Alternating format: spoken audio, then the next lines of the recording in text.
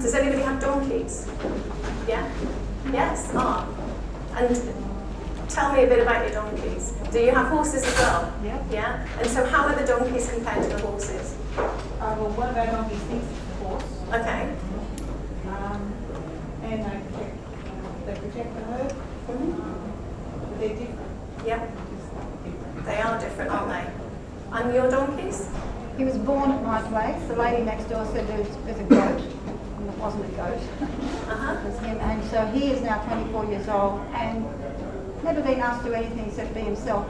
But he did teach me there is no flight reflex at all, and he is very, if he's unsure, he stops. Yeah. And that is the most wonderful thing, to actually examine that and then figure out how to motivate a different kind of way. So yeah, they're very good teachers.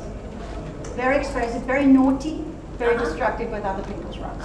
I tend not to think about donkeys too much when I'm thinking about equine assisted learning, but there are donkeys which are being are interacting with people very successfully, and you're right, they are different. They feel different, they behave differently, and they give a completely different feel to a session. So if you have donkeys, they can work in a very similar sort of way. So some of the people that we work with are young. We do some riding. There's an opportunity for people to take part in riding at some centres, but not all. And this boy is wearing a belt. Does anybody work with riding for the disabled or work with children? Yeah? Do you use similar sorts of things? So quite often these children with autism have sensory issues, and so those sorts of belts can help to keep children safe, and you don't need to touch the child either, so they don't have issues around that. So we're looking at the sorts of things that might happen in a session.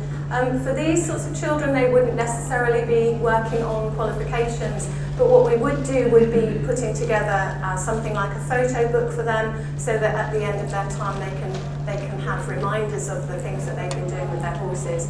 And most people come for a set length of time, so it's not often that people come just sort of week after week after week. They probably come for maybe 10, 20 weeks, although some people do come for longer. This is another boy with autism. He's really relaxed on the back of this horse, and his mum was saying how seldom she sees him this relaxed. It just has a real effect on these children.